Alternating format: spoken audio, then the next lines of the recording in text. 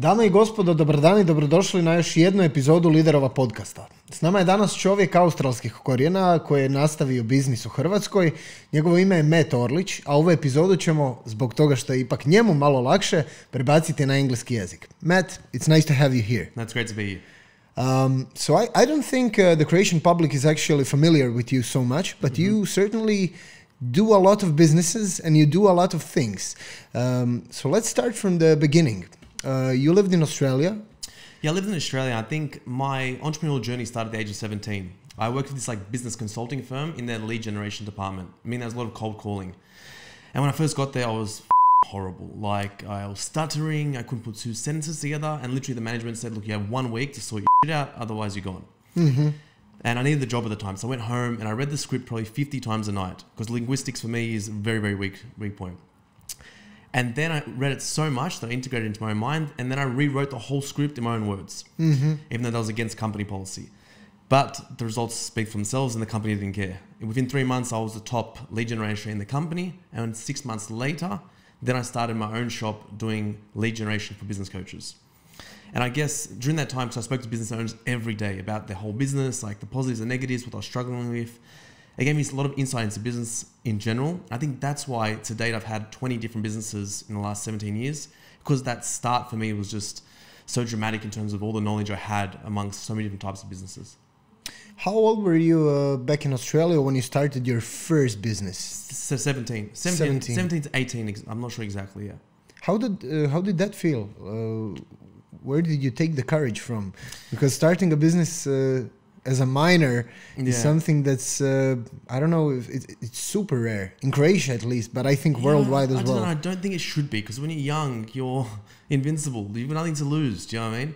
Yeah, and you're brave. You're brave. And I think if I try and reverse engineer backwards as to why people make certain life decisions, if I looked at my journey, it's probably because of two main factors. One was I was always self-reliant as an individual. For whatever reason, my parents put me in a situation where I had to be self-reliant and I worked some things out myself. For example, I remember one day that my parents always talk about, they gave me $5 to go to a shop to buy some waters. And then in the shop, I saw this toy that I wanted, but it was $30. I went back, I go, need another 25, like no chance. So back to the shop, I'm thinking, how can I buy this toy? I'm looking around, and I saw a pack of 15 pens for $5. I'm like, that's it. I bought the pack of 15 pens. I went door to door, knocked, and sold every pen for $2 for charity, which was maybe slightly unethical. But anyway, and then came back to the shop and bought the toy. So I think little experiences like that when you're a child really forms your perspective moving forward. And that's why I have the courage.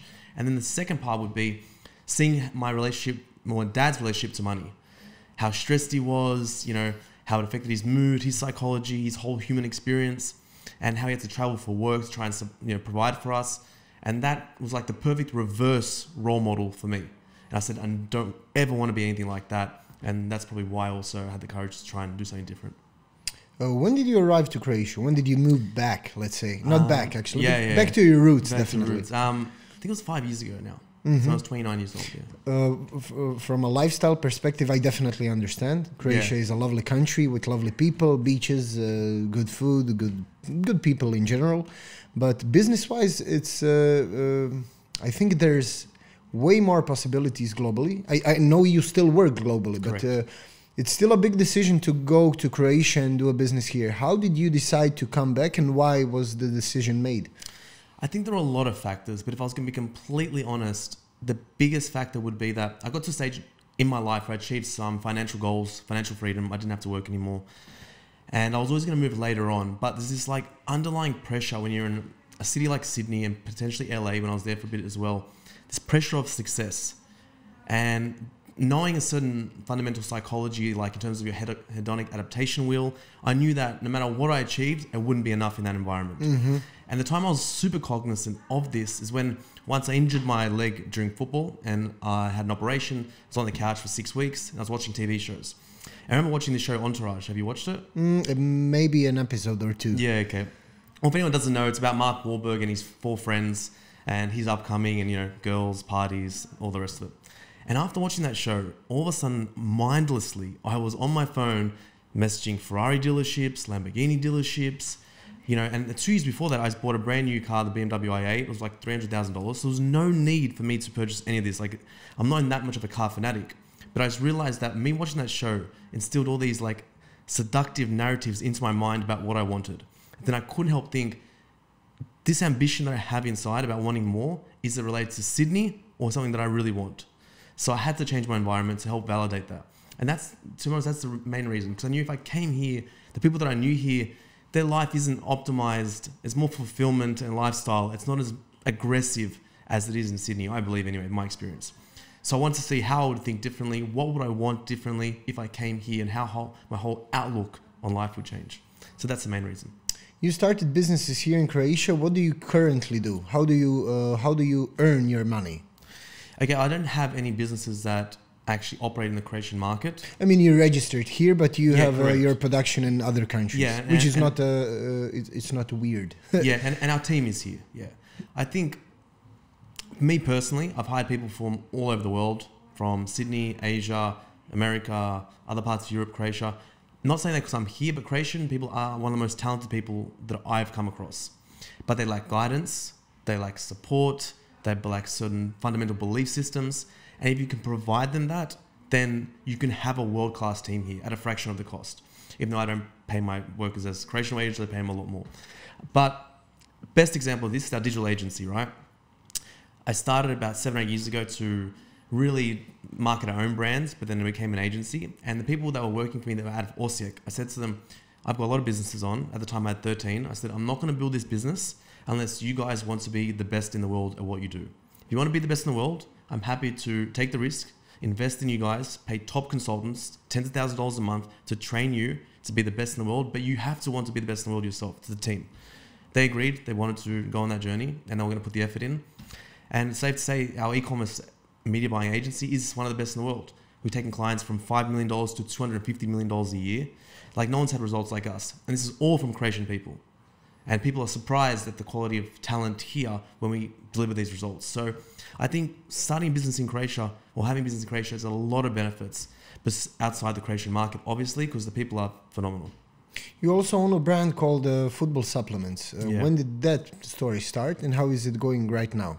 Yeah, so when I came back to Croatia, I had that, not midlife crisis, but let's say I wanted to reevaluate everything I was doing. I came here to realign myself. And I said, I wasn't going to start another business unless it meant something to me.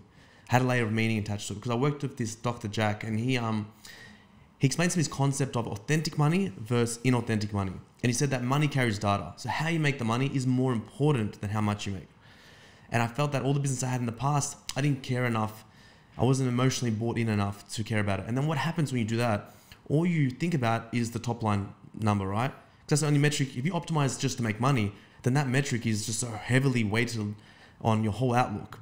You know what I mean? And then like things like crypto come into your mind and all these kind of shiny objects. Shortcuts. Yeah, shortcuts, right? But then if you have a layer of meaning to it and purpose to the business, all of a sudden you're playing your own game. You're confined with your own game, you know? I don't care what everyone else is doing because this is an emotional attachment to the business, you know? There's meaning to it.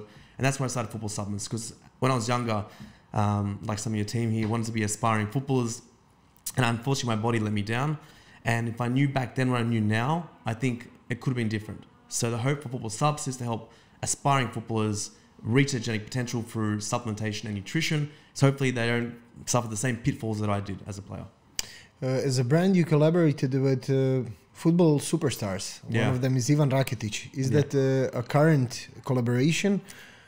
Yeah, so we got Ivan Rakitic, we have Ronald from Barcelona, we have Atletico Madrid. So we are working with some pretty high-profile teams and players, yeah. How do those collaborations work? They're more so on an influencer or ambassador model, you know. First of all, we have to send them the products, make sure they like it, they use it. And if they believe in the product and service, then we can negotiate some kind of like some kind of collaboration. Yeah. Nice. That's a cool story. And what are you still interested in developing? What's under the surface right now as we speak, and that you haven't mentioned yet, but is definitely developing? In terms of Football Subs or just in general? In general, business. In general, I think that my journey as an entrepreneur, it's like a self-actualization process in terms of the psychological process that I went through. And that's something I'd like to share with other entrepreneurs moving forward, because I see a lot of my fellow entrepreneurs and founders suffer this, I guess, psychological burden of always wanting to achieve more and make more, and they sacrifice a lot of their life energy to actually get there. And like, you know, they want to get to Mars, and they get to Mars, and they're like, why did I go to Mars to begin with, you know? Yeah. And they sacrifice a lot to get there. So hopefully if I can share, you know, my journey with them as to how I realign their life like I did mine, I think that could be a worthy cause.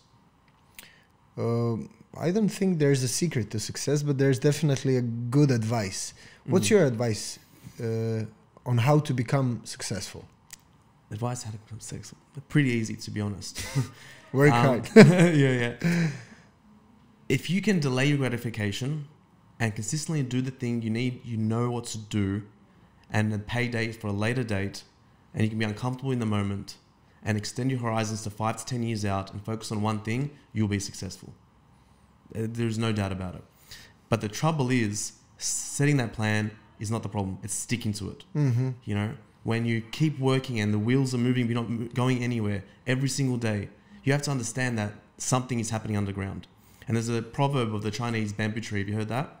No, I think not. No, so there's a Chinese bamboo tree, and you have to water and nurture it every single day. The day you don't, it dies. After 4 years, it doesn't grow. But after the 4 years and, say, 1 day, it grows 80 feet tall. Mm-hmm. So the question is, was it growing all those 4 years, or did it grow just that last 4 weeks? Obviously, the answer is that it was growing, you know, every day. And business is very similar. So if you can continue to work at something without seeing the direct result every day and keep at it for 5 to 10 years, there's no doubt you'll be successful. And I think many young people are scared about their financial independence. Not even the fact about success, because I think many kids today want to be successful, but the financial aspect of it, I think it's pretty hard to achieve. What's your take on that? Can you give me more context? What do you mean the financial aspect? Well, somebody, for example, wants to be successful in their career, or they want to be an entrepreneur, and they have most of the stuff sorted out, but they still don't see an ROI. And I know it's a long process, but sometimes it's inevitable to make it or just don't. And how do you actually achieve that kind of freedom? Because if everybody could do it, everybody would, but not everybody could achieve that goals. Sure, I think it's the formula that I mentioned before. I think if we really look into those people that didn't make it and we audited their life and decisions they're making every day, you'll see they weren't doing everything they could in order to reach their dream or reach their financial success.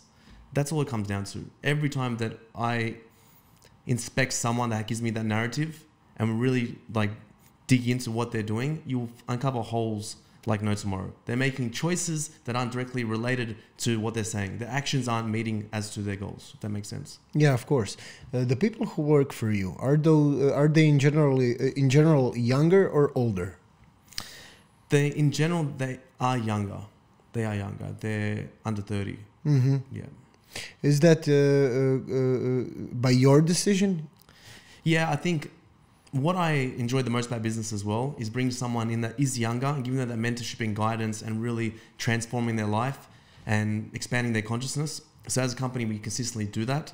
Now, as we get bigger with some of the other brands, we're not going to do that as much. You know, once we get over $10 million plus a year, it's important for us to get senior level executives in to help manage the team. Of course. But during the early days, you know, we like to get people in who have the right attitude and we can train them to get to the level that we need, and then they'll get rewarded if they meet those requirements.